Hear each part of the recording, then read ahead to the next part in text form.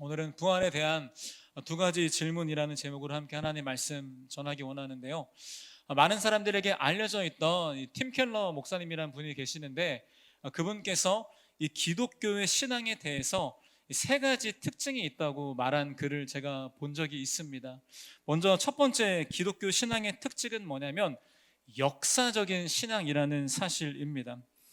기독교는 다른 종교와 다르게 특별히 역사적인 이 사건들을 강조하는 종교인데요. 예를 들어서 예수님이 역사 속에서 당신을 위해 이루신 일이 있다라는 이야기를 여러 가지 역사적인 증거를 통해서 나타내고 증명할 수 있는 종교가 바로 기독교의 신앙의 특징입니다.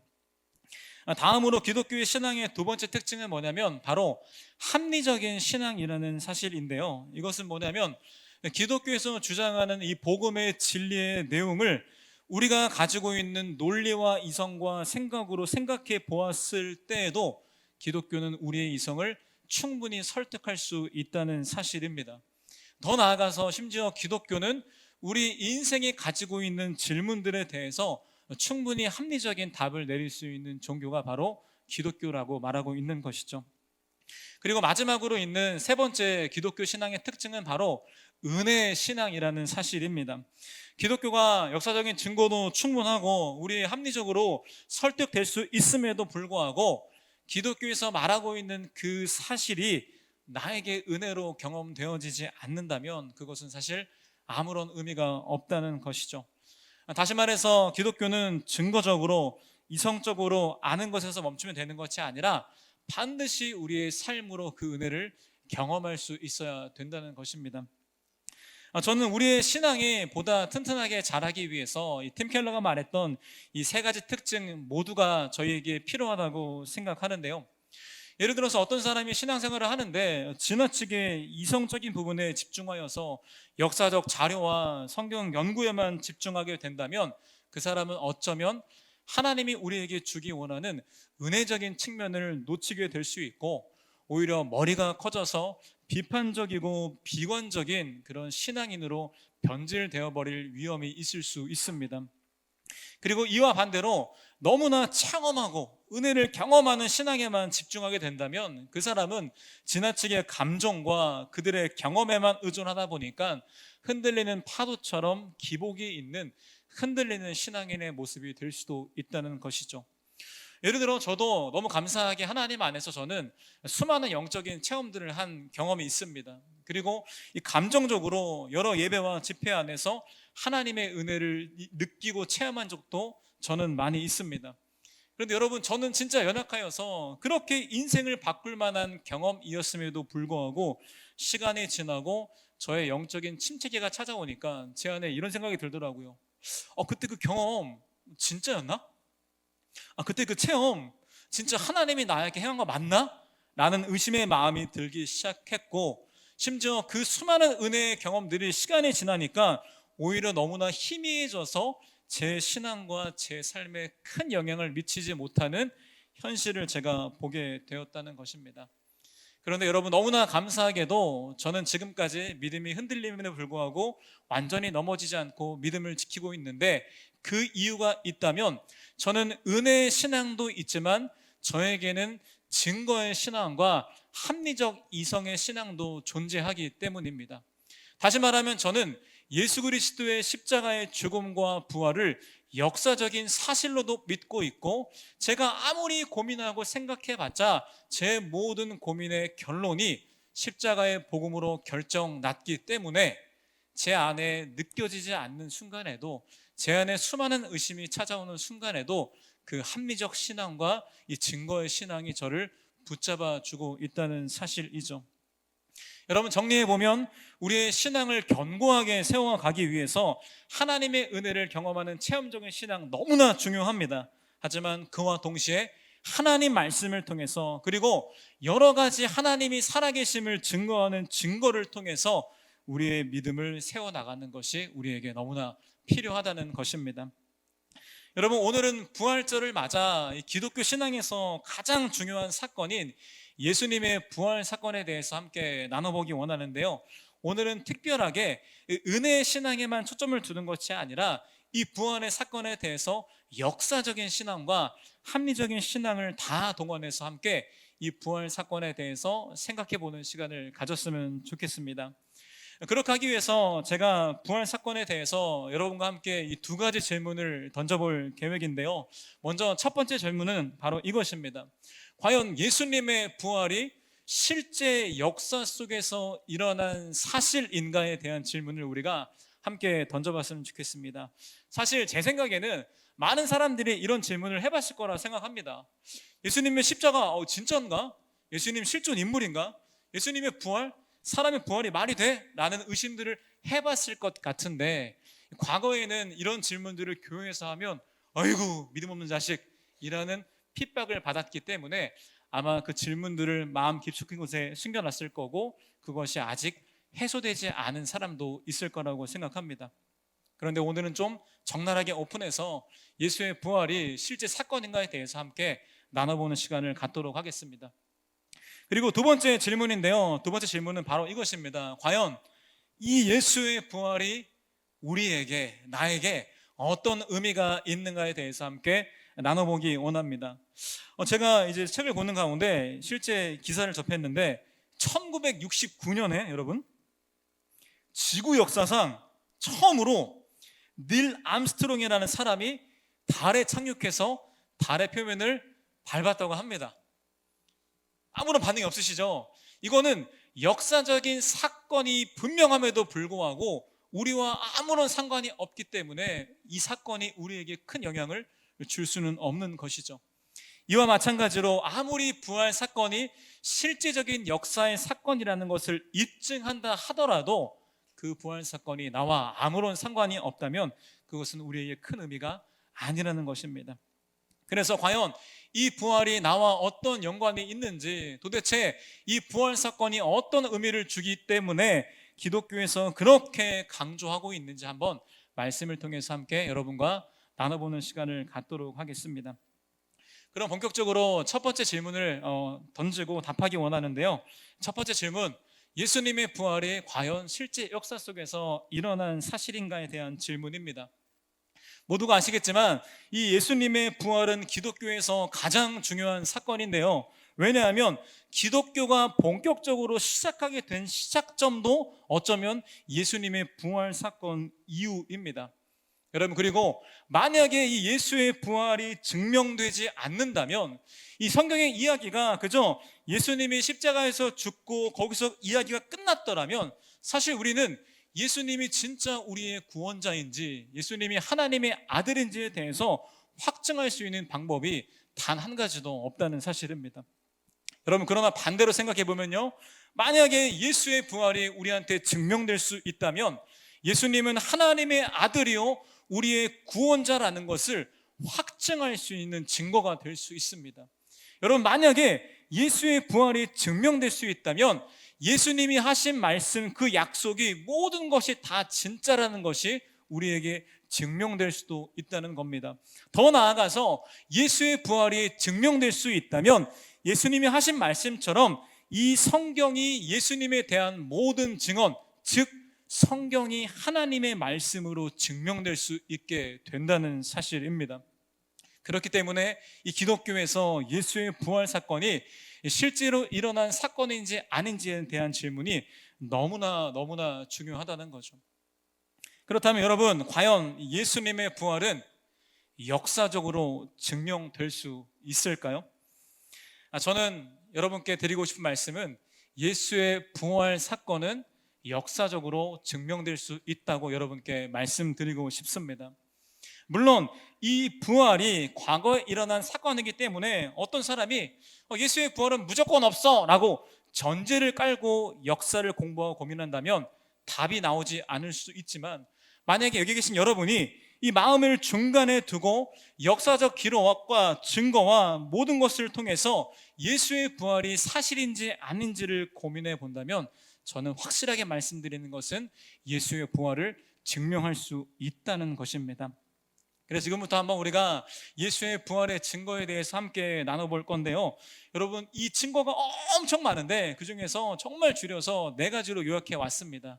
그래서 혹시 말씀을 듣고 나서 전혀 그 질문이 해소가 안 된 분이 계시다면 저를 여러분 찾아와 주신다면 제가 3시간, 4시간이고 이 부활에 대해서 여러분과 토론할 수 있으니까 저에게 찾아와 주시면 너무나 감사하겠습니다. 그렇다면 본격적으로 이 예수의 부활의 증거 4가지에 대해서 함께 나눠보겠습니다. 여러분도 한번 여러분의 생각과 이성으로 한번 고민해 보시길 바랍니다. 첫 번째, 예수의 부활의 증거는 바로 역사적인 기록에 나와 있다는 것입니다. 역사적인 기록에 나와 있다. 여러분, 역사를 믿으십니까? 역사에 대한 수많은 정의가 있겠지만 우리가 이해하기 쉽게 정의해 보면요, 이 과거에 우리가 직접 보지 못했던 이 과거의 사건과 일들을 기록과 여러 가지 증거들을 통해서 사실로 여기는 것이 저는 역사라고 생각합니다. 그래서 실제로 여러분, 영국의 윈스턴 처칠 총리와 우리나라의 독립운동가 신채호 선생님은 이런 명언을 했는데요, 역사를 잊은 민족에게는 미래가 없다라는 말을 할 정도로 많은 사람에게 역사는 받아들여지고 있고요, 우리가 쉽게 무시할 만한 절대 그런 기록이 아니라는 것을 기억하며 우리가 말씀을 이어갔으면 좋겠습니다. 그런데 중요한 것은 이러한 역사적인 기록을 통해서 예수님의 삶과 죽음 그리고 부활에 대해서 명확하게 우리에게 기록하고 있다는 겁니다. 그 역사적인 증거 중에서 가장 확실한 증거는 여러분 바로 이 성경책입니다. 성경책. 어떤 사람은 이렇게 말할 수 있죠. 에이, 목사님 뭐예요? 성경책은 기독교인만 믿는 거잖아요. 그런데 중요한 것은 이 성경이 역사적인 자료로서도 엄청나게 신뢰받고 있고 가치가 있다는 것이죠.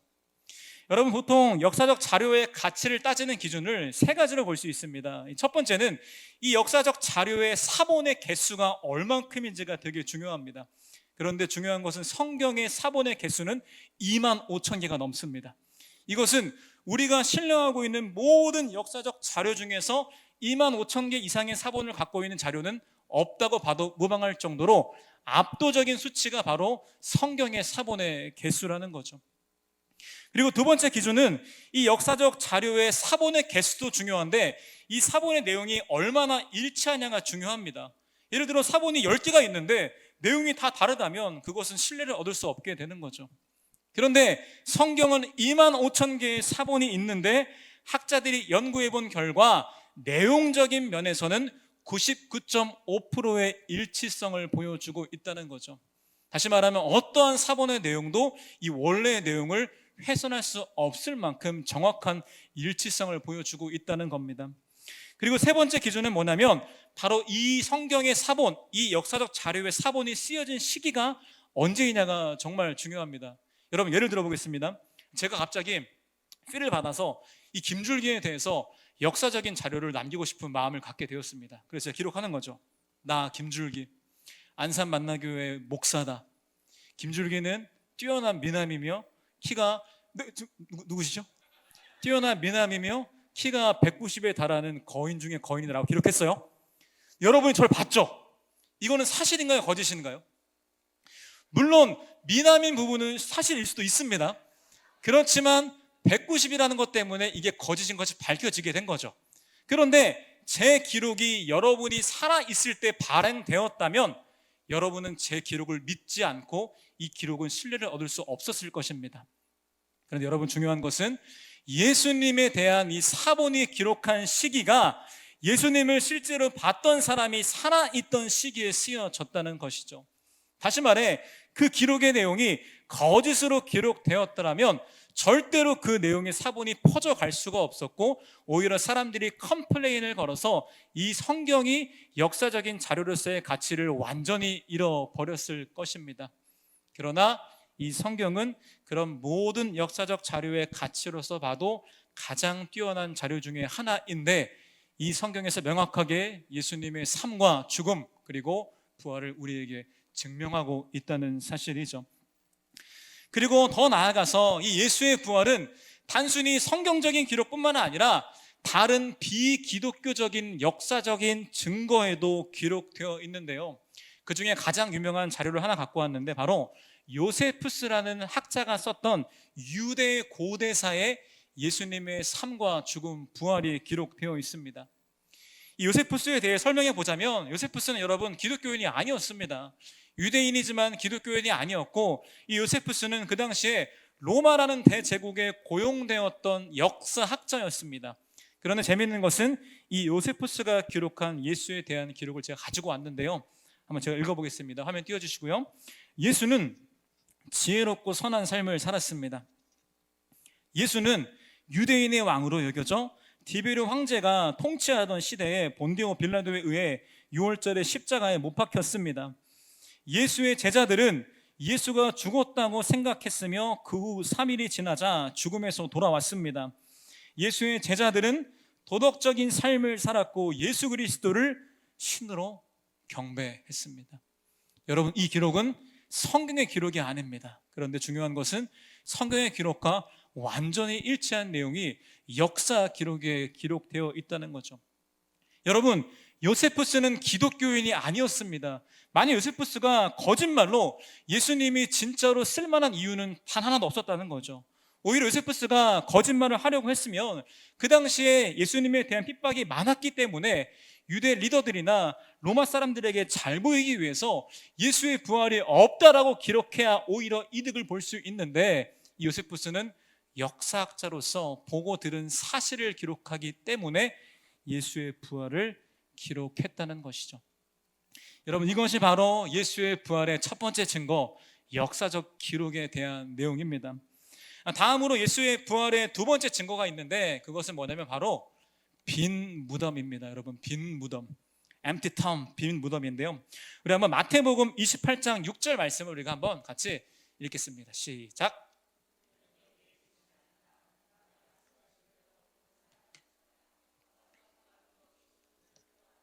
아멘. 역사의 기록과 성경의 기록에 보니까 예수님은 돌아가신 다음에 그 시신이 아리마대 요셉의 무덤에 안치되어 있습니다. 보신 분은 알겠지만 그 당시 무덤은 이 매장이 아니라 이 동굴 같은 데서 이렇게 바위로 막아지는 그런 무덤이었는데요, 당연히 무덤은 봉인되었고, 여러분, 로마 군인 이 장정들이 이 무덤을 지키고 있었습니다. 그런데 이 기록에 보니까 부활절 아침에 그 예수님의 무덤이 텅 빈 무덤으로 발견되었다는 것이죠. 재미있는 것은 예수님의 죽음 이후에 예수님의 무덤에 시신이 없었다라는 기록이 오늘 읽은 본문을 포함해 성경에 많이 기록되어 있는데요, 역사학자들의 조사에 의하면 성경 외에도 3,400개의 문헌들 속에서 대부분의 기록들이 예수의 무덤에 시신이 없었음을 말하고 있다는 것입니다. 그렇다면 왜 학자들은 예수님의 무덤에 시신이 없었다는 것을 역사적 사실로 받아들일 수 있을까요?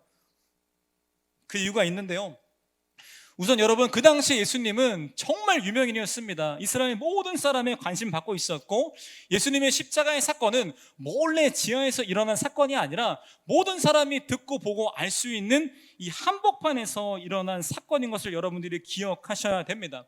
그런데 갑자기 보니까 예수님이 죽음 이후에 시간이 조금 지나지 않아서 제자들이 등장하는데, 그들의 주장은 이거였습니다. 여러분, 예수님이 부활했습니다 라는 주장을 해서 사람들을 혼란스럽게 만들고 있었다는 거죠. 여러분, 한번 생각해 보시기 바랍니다.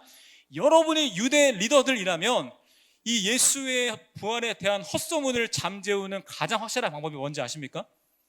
사람들 앞에서 예수의 시신을 공개하면 끝날 일입니다. 그렇지 않습니까? 시신을 공개하면 제자들의 말이 뻥인 거 입증할 수 있고 자신들의 주장을 입증할 수 있는 유일한 방법 아니겠습니까? 그런데 중요한 것은 그들은 끝까지 예수의 시신을 사람들에게 공개하지 못했습니다.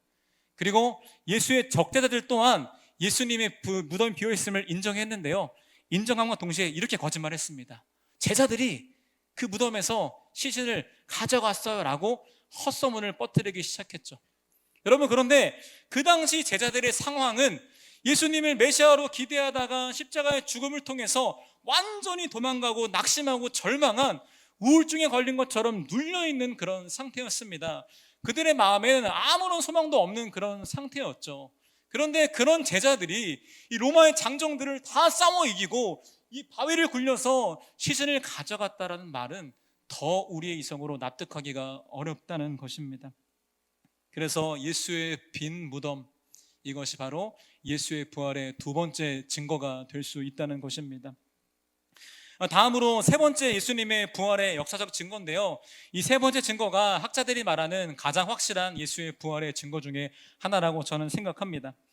여러분, 예수님이 십자가에 잡혀가시는 그날 제자들 중 거의 대부분이 다 도망갔습니다. 왜 도망갔습니까? 너무 쉽게 말하면 죽기 무서워서. 예수님이랑 한패인 걸 알려지면 잡히거나 고난받거나 죽는 게 무서워서 도망갔습니다. 다시 말하면 모든 사람에게 목숨은 하나이기 때문에 결코 목숨을 쉽게 걸 수 없다는 거죠. 정말 완전한 확신이 있을 때야만 인간은 목숨을 걸어볼까라는 고민을 할 정도로 인생에게 목숨은 중요한 것입니다. 그런데 제자들은 예수님을 사랑했습니다. 예수님 믿었습니다. 하지만 그 당시에는 예수님께 목숨을 걸 만큼의 확신이 없었거나 그 믿음이 부족했던 것 같습니다. 그런데 여러분, 그렇게 도망갔던 제자들이 예수님의 십자가의 죽음이 얼마 지나지 않아서 사람들 앞에 등장하기 시작합니다. 제자들의 증언은 이거였습니다. 여러분, 예수님이 죽음에서 부활했습니다. 여러분, 우리가 부활한 예수를 봤습니다라고 너무나 담대하게 기쁘게 전하기 시작했다는 거죠. 그리고 예수의 부활한 모습을 봤다는 사람들이 한 명, 두 명이 아니라 심지어 많게는 500명 앞에서도 예수님의 부활한 모습이 나타났다는 기록이 성경에 써 있다는 거죠. 우리가 좀 긴 말씀인데 함께 말씀을 읽었으면 좋겠는데요. 고린도전서 15장 3절에서 8절 말씀 함께 읽도록 하겠습니다. 시작.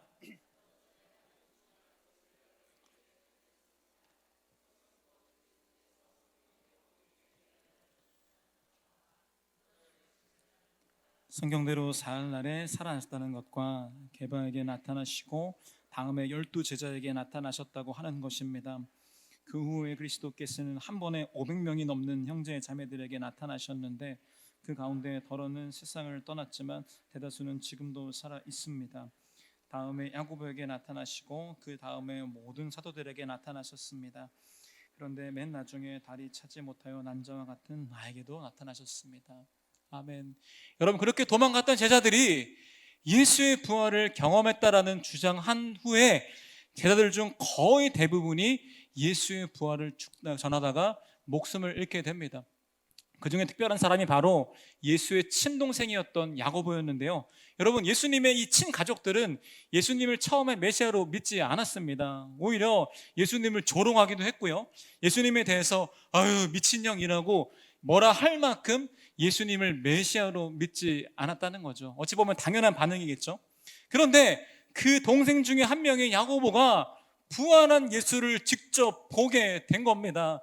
이 부활한 것을 봤다라는 것은 예수가 하나님의 아들이고 구원자라는 것이 확증되는 사건이기 때문에 이 사건 이후에 야고보는 교회 목사로 헌신하게 됩니다. 그리고 기록에 보니까 이 야고보는 결국 예수님을 하나님의 아들이요 구원자로 전하다가 돌에 맞아 죽게 되었다는 것입니다. 그리고 여러분, 그 외에 수많은 제자들이 예수의 부활을 전하다가 죽었던 현장과 그 기록과 증거들이 너무나 많이 남아있는데 모든 학자들이 말하고 있는 것은 이들이 진짜 예수의 부활을 봤다라는 것 외에는 이들의 죽음을 증명할 길이 없다라고 학자들이 이야기하고 있다는 거죠. 여러분, 이것이 바로 부활의 세 번째 증거, 제자들의 목숨을 건 변화가 바로 예수의 부활의 증거가 될 수 있습니다. 여러분, 마지막 예수의 부활의 네 번째 증거인데요. 네 번째 증거는 뭐냐면 바로 폭발적인 기독교의 부흥입니다. 폭발적인 기독교의 부흥. 이 예수의 부활을 증언하는 제자들의 이 순교를 통해서 기독교가 퍼져나가는데 여러분, 지금 우리까지 들려올 정도로 기독교는 전 세계적으로 폭발적으로 부흥하게 되었습니다. 그런데 그 당시 기독교는 지금과 분위기가 달랐던 게 이 로마라는 대제국의 핍박 때문에 예수님을 믿기만 하면 죽거나 고난받을 수 있는 그런 상황이었는데 그들 중 대부분이 목숨을 걸고 예수님을 전하게 되었고요. 그 믿음이 이스라엘을 넘어 지금 우리에게까지 도착했다는 거죠. 여러분, 잘 들으십시오. 만약에 예수의 부활이 그들에게 확증되었지 않았다면 예수님은 그저 이스라엘을 잠깐 3년 동안 흔들었던 비범한 인물이지만 그저 운이 없어서 하나님께 저주받아서 죽게 되어진 비참한 사람밖에 되어지지 않습니다. 그런데 예수의 부활이 수많은 증거들을 통해서 그들의 삶 가운데 확정되었기 때문에 기독교는 꺼지지 않고 지금까지 퍼져나갈 수 있게 되었다는 거죠.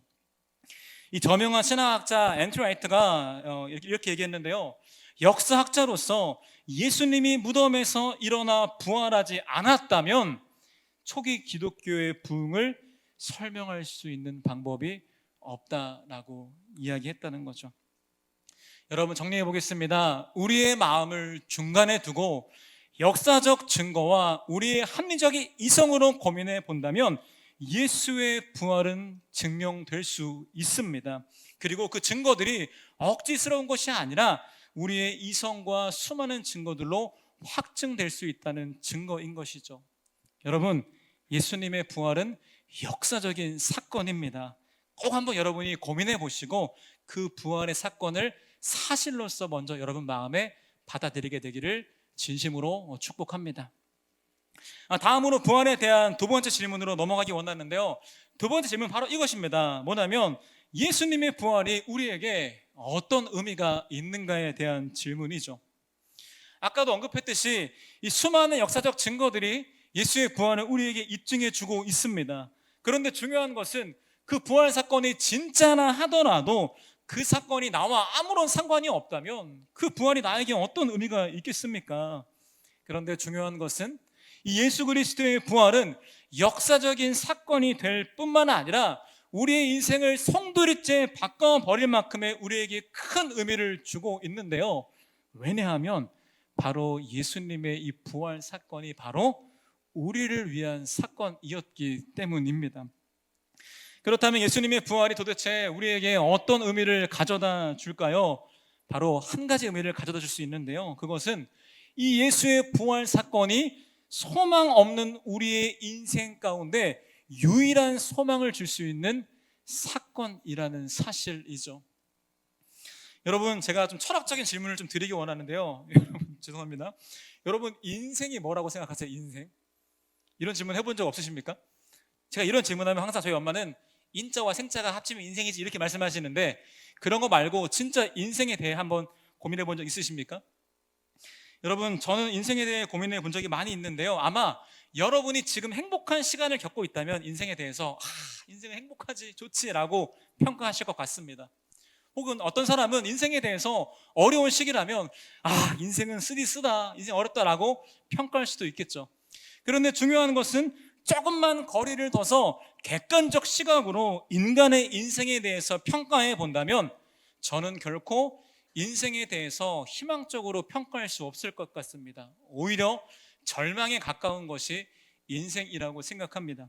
그런데 성경에서 말하고 있는 인생에 대한 평가도 저의 생각과 다르지 않는데요, 성경에서도 이 사람의 생애에 대해서 절망적인 것으로 표현하고 있다는 거죠. 이렇게 인생에 대해서 절망적으로 평가하는데 몇 가지 이유가 있는데 한번 성경적 근거로 제가 설명해 드리면, 첫 번째, 모든 사람은 너무나 불완전한 존재이기 때문에 인생이 절망적일 수밖에 없다는 거죠. 여러분, 사람의 불완전함을 언제 많이 느낍니까? 여러분, 저는 항상 거울을 볼 때 느낍니다. 외모에 대한 게 아니고요, 연약한 저를 거울로 비춰 바라봤을 때 제가 얼마나 불완전한 존재인지 저는 여러분 매일 느낍니다. 그렇게 말씀 읽고 그렇게 기도하고 그렇게 주님 뜻대로 살아가고 싶은데 전혀 그러지 못한 저의 모습을 매 순간 발견할 때마다 내가 어디 고장난 게 아닐까라는 생각이 들 정도로 저의 불완전함과 저의 부족함을 절실하게 느끼게 된다는 거죠. 그리고 성경의 수많은 말씀들도 결코 우리 인간의 힘으로 주의 말씀대로 살아갈 수 없음, 그거에 대한 연약함, 부족함에 대한 이야기를 너무나 많이 우리에게 말하고 있다는 사실입니다. 저는 이어서 인간의 불완전함을 느끼는 두 번째 포인트가 있는데, 그것은 뭐냐면 모든 사람이 가지고 있는 인간의 공허함과 허무함을 마주할 때 저는 인간의 불완전함을 느낍니다. 모든 사람이 아무리 많은 성취를 하고 아무리 소원을 이뤘다 하더라도 결국 인간의 마음 가운데는 채워지지 않는 공허함과 허무함이 있다는 것을 아마 모두가 아실 거라고 생각합니다. 그 이유에 대해서 성경에서 말하는 것은 이 말씀인데요, 전도서 3장 11절 말씀 함께 읽겠습니다. 시작.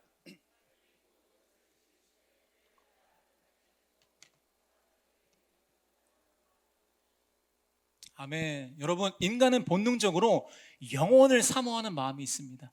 그래서 사랑을 시작하면 이런 말 합니다. 여보, 자기 우리 영원히 사랑하자. 이런 말씀 해본 적 없으십니까? 네, 이렇게 고백한다든지, 너무 좋은 순간이 있으면 이 순간이 영원하게 바래라는 생각들을 계속하게 되는 게 모든 인간에게는 본능적으로 영원을 바라는 마음이 존재한다고 성경에서 말하고 있기 때문입니다. 여러분, 그런데 중요한 것은 우리가 가진 것 중에 영원한 것은 아무것도 없습니다. 우리의 건강, 우리의 젊음, 시간이 지나면 반드시 사라지게 됩니다. 내가 가지고 있는 좋은 상황들, 시간이 지나면 보장받을 수 없습니다. 내가 누리는 좋은 관계들, 시간이 지나면 그대로일 거라는 보장 우리가 할 수 없습니다. 나의 재산, 나의 소유, 나의 커리어, 나의 능력, 모든 것들 또한 영원할 것이라고 우리가 절대로 보장할 수 없다는 거죠. 사실 하나님 외에 우리가 영원하다라고 보장할 수 있는 것은 단 하나도 없다는 것이 우리의 현실입니다. 그런데 많은 사람들의 삶 가운데 영원한 하나님이 마음 가운데 채워지지 않았기 때문에 그 사람들의 삶 속에서는 이 영원을 사모하는 마음이 채워지지 않았기 때문에 생기는 허무함과 공허함이 계속해서 반복되게 된다는 거죠. 그래서 많은 사람들이 꾸역꾸역 자신이 원하는 가치들을 채워가지만 여전히 텅 빈 것 같은 우리의 공허함을 해결할 수 없다는 사실입니다. 제가 미국에 공부했었을 때 감사하게도 이 세상적인 탁월한 사람들과 교제할 기회가 많이 있었습니다. 그 사람들은 20대 중후반 나이에 연봉이 수억이 되고 좋은 차 타고 다니고 좋은 집 있고 너무 잘 나가는 사람들이었죠. 그에 비해 저는 신학생에다가 돈도 없고 가난한 그런 학생이었죠. 그런데 중요한 것은 그들이 저한테 와서 상담을 하더라고요. 상담의 주제가 이거였습니다. 목사님, 다 이런 것 같은데 이 직장만 취업하면, 이 돈만 있으면 내가 괜찮을 줄 알았는데 여기가 이상해요, 허무해요, 공허해요 라고 저한테 이야기했던 거죠. 이처럼 인간은 마치 고장나 버린 것처럼 모든 것을 채워도 결국 이 마음의 허무함과 공허함을 느낄 수밖에 없는 불완전한 존재가 바로 인간이라는 것입니다. 그리고 여러분, 혹시 어떤 사람이 아닌데 나는 다 이뤘어, 나는 행복해, 나는 공허하지 않아 라고 주장한다 하더라도 저는 인생을 절망적이라고 평가할 수밖에 없는 이유는 결국 그 모든 사람은 죽게 된다는 사실입니다. 히브리서 9장 27절 말씀인데요, 한번 같이 읽겠습니다. 시작. 사람이 한 번 죽는 것은 정해진 일이요 그 뒤에는 심판이 있습니다.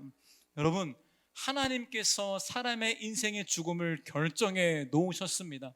아무리 부자라도, 아무리 뛰어난 사람이라도 이 죽음의 문제를 절대로 해결할 수 없다는 거죠.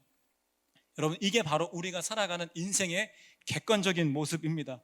아무리 노력해서 원하는 거 다 얻어도 뭔가 채워지지 않는 우리의 인생, 우리의 노력을 아무리 쏟아도 원하는 대로 살아가지 못하는 불완전한 우리의 인생, 그리고 그런 인생 끝에 죽음을 마주할 수밖에 없는 비참한 인생이 바로 저와 여러분의 인생의 객관적인 모습이라는 거죠.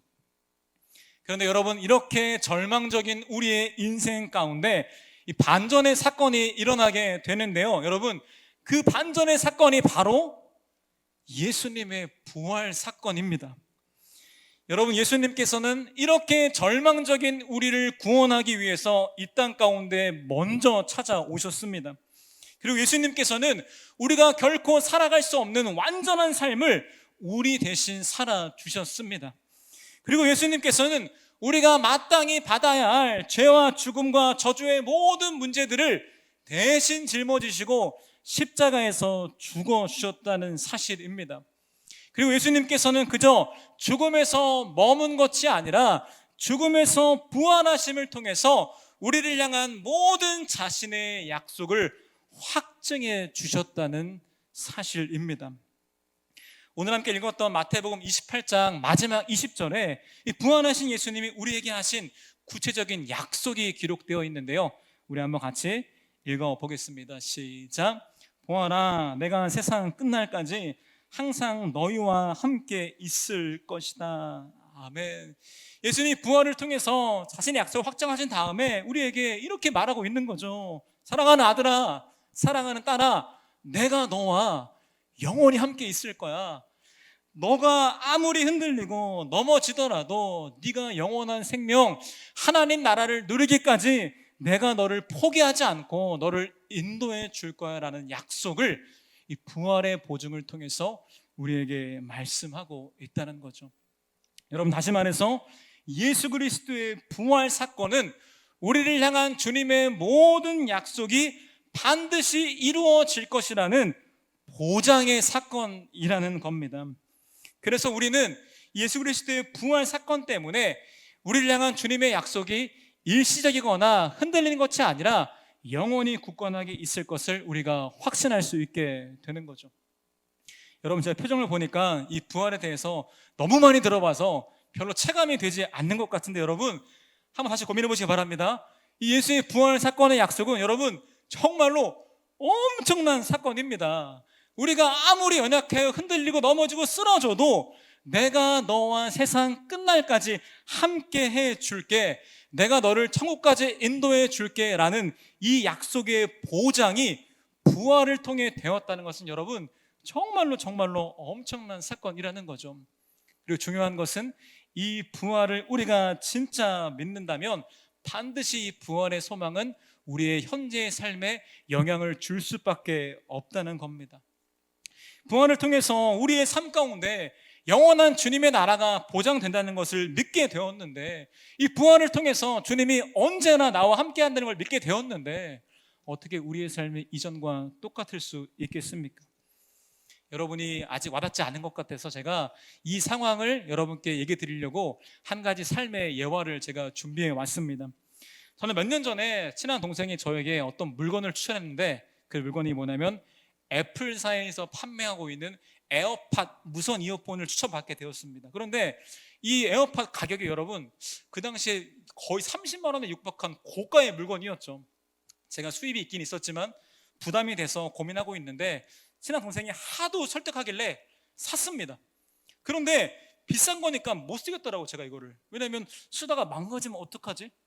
기스 어떡하지? 라면서 이걸 못 쓰겠더라고요. 그렇게 고민할 때 친한 동생이 저에게 해결책을 알려줬는데 이렇게 말하더라고요. 형, 애플 기계는 애플 케어가 있어, 이렇게 말하더라고요. 애플 케어가 뭐냐면 애플의 기기를 살 때 돈을 조금만 더 주면 2년 동안 이 기계를 보장해 주는데요, 이 무선 이어폰이 망가지면 고쳐주고 더 망가지면 새로운 걸로 바꿔준다는 보장 시스템이 바로 애플 케어라는 시스템이었습니다. 저는 고민 끝에 이 두려워서 쓸 바에 차라리 돈 더 주고 애플 케어 하자 하면서 애플 케어를 가입하게 되었죠. 여러분, 그 결과 저는 2년의 시간 동안 이거 망가지지 않을까라는 두려움 없이 담대하게 용기 있게 매일매일 그 무선 이어폰을 사용했습니다. 그리고 2년을 거의 다 채울 쯤에 약간의 저의 의도를 담아서 이어폰을 망가뜨린 다음에 이 애플케어 보장에 따라서 저는 새 이어폰을 받게 되었고, 저는 지금 새 이어폰을 쓰고 지금도 사용하고 있다는 거죠.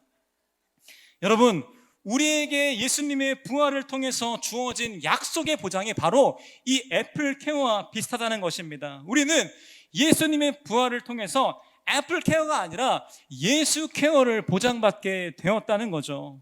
여러분, 우리의 인생 속에서 소망을 잃어버릴 만한 사건이 너무나 많이 찾아오는데, 만약 우리에게 예수 케어가 없다면 우리는 그 모든 어려운 순간마다 두려워하고 걱정하고 불안해할 수밖에 없는 인생일 거라 생각합니다.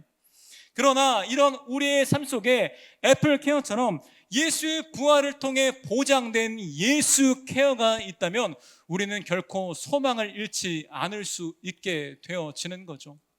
완전한 절망이지만 예수 케어가 있으면 우리에게 소망이 있습니다. 왜냐하면 부활을 통해서 우리와 함께 하신다고 약속하셨고, 넘어지고 연약한 우리를 끝까지 인도해 주셔서 하나님 나라를 보장해 준다는 약속이 바로 예수 케어 안에 다 들어있기 때문입니다. 여러분, 그리고 애플 케어의 기간은 겨우 2년입니다. 그런데 예수 케어의 기간은 여러분 영원입니다.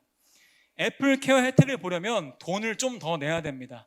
하지만 우리는 예수 케어를 받을 때에 아무런 돈을 낼 필요가 없습니다. 왜냐하면 예수 그리스도의 십자가의 핏값으로 모든 값이 이미 지불되었기 때문에 우리가 부활을 통한 천국 보장받는 이 예수 케어는 값없이 우리가 누릴 수 있게 되었다는 사실입니다.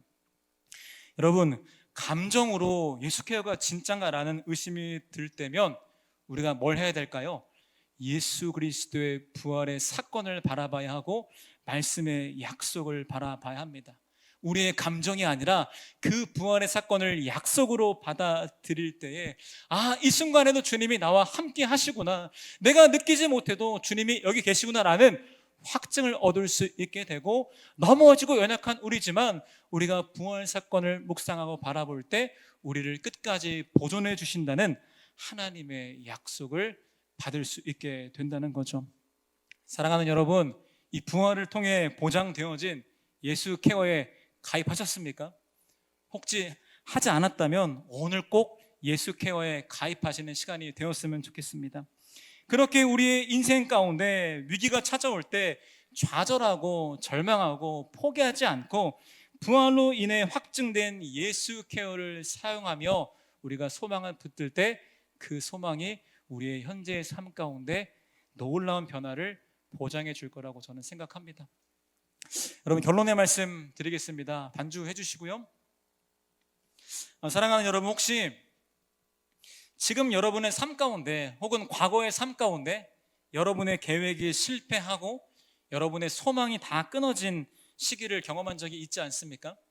여러분, 혹시나 그런 시기를 경험하고 있더라면 여러분, 그때는 절망할 때가 아니라 오히려 예수의 부활의 소망을 경험할 때인 것을 여러분들이 기억했으면 좋겠습니다. 어떻게 그럴 수 있을까요? 먼저 우리의 시선을 들어서 나의 감정, 나의 환경, 나의 약함을 보는 것이 아니라 이 부활하신 예수님을 우리가 바라보아야 합니다. 여러분, 예수님은 역사의 한복판에서 부활하셨고요, 예수님은 수많은 증거들을 통해서 그 부활 사건이 진짜인 것을 우리에게 증명해 주셨습니다. 그리고 여러분, 예수님의 십자가의 죽음과 부활 사건은 바로 우리를 위한 사건이었습니다. 절망적인 우리 인생 가운데 소망을 주기 위한 사건이 바로 예수의 부활 사건이라는 거죠. 그리고 예수님께서 우리에게 이 약속을 보장해 주셨습니다. 보아라, 내가 너희와 세상 끝날까지 항상 함께 있겠다. 보아라, 내가 너희와 세상 끝날까지 항상 함께 있겠다. 방황하는 우리의 삶을 끝까지 인도해 주기로 약속하신 그 주님의 약속, 우리가 하나님 나라 가기까지 우리의 연약함에도 불구하고 이 천국을 보장해 주는 그 주님의 약속이 바로 예수의 부활을 통해서 보장되어졌다는 겁니다. 부활을 통해 우리에게 확증되어진 이 예수 케어, 이 부활의 소망을 붙들고 매일의 삶 가운데 그 소망을 누리게 되는 저와 여러분 되기를 진심으로 축복합니다. 이 시간 우리가 함께 이 부활의 소망을 이 시간 경험하기 위해서 함께 찬양하고 기도했으면 좋겠는데요, 우리 인생이 계획대로 되어지지 않는 이 순간 가운데 이 노래의 가사를 기억하면서 함께 주님께 나아갔으면 좋겠습니다.